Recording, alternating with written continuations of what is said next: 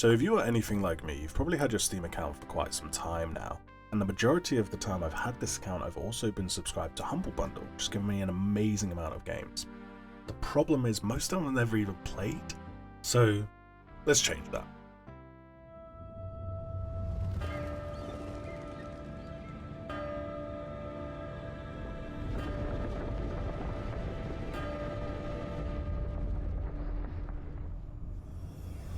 Okay, so honestly, this video was just cursed. I had a load of shit happening behind the scenes, but also just even getting this video made was a nightmare. To begin with, the wheel gave me Blue Fire Voidmaker, which put me in a weird position where I kind of realized, well, what happens if the wheel says a sequel? And the way I think I've decided to do it so far is if the wheel lands on a piece of a franchise, I'll just play the whole thing. So in this case, I saw that I had Blue Fire, but also Blue Fire Voidmaker. I put 2 and 2 together and realized Voidmaker was probably a sequel. However, it turns out that Blue Fire actually has these obstacle courses called Voids, and Void Maker is actually more sort of like a Mario Maker style game where you make your own obstacle courses. So I was like, alright fine, I'll just play Blue Fire then.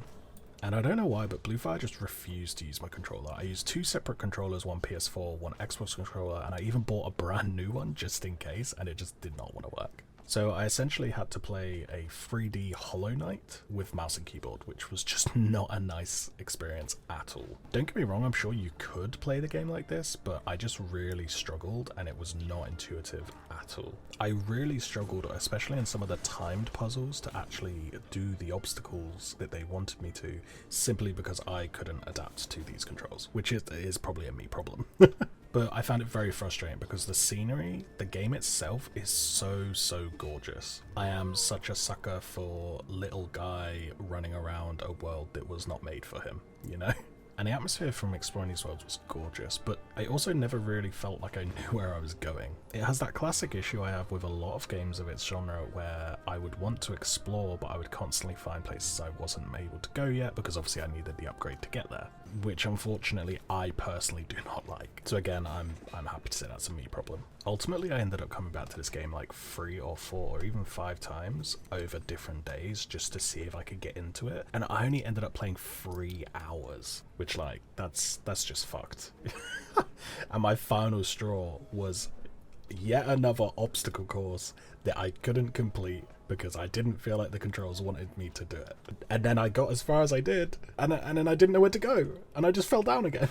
So yeah, me and Blue Fire just got off on the wrong foot, and I've left it in my library just in case I ever want to go back to it, but as of right now, yeah, it's not for me. Honestly, I think that if you like Dark Souls, Hollow Knight, Metroidvanias, this would be a great game for you.